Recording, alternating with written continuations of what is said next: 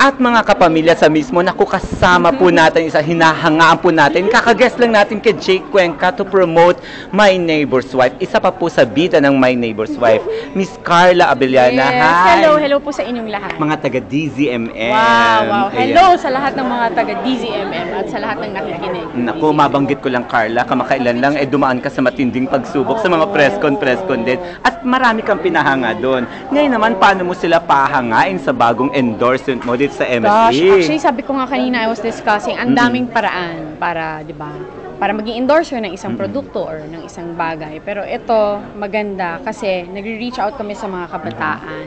Hindi mo kailangan maging mayaman, di ba, para maging maging part ng MSE. Hindi mo kailangan ng capital.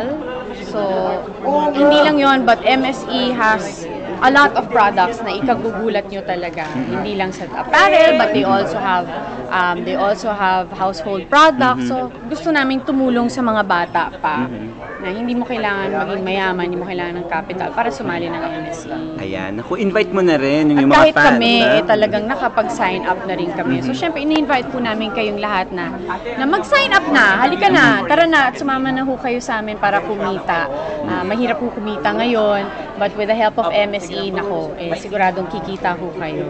Ayan, naku, thank you very much, Salamat, Miss Carla Abellana. Back to studio! Thank you. Okay?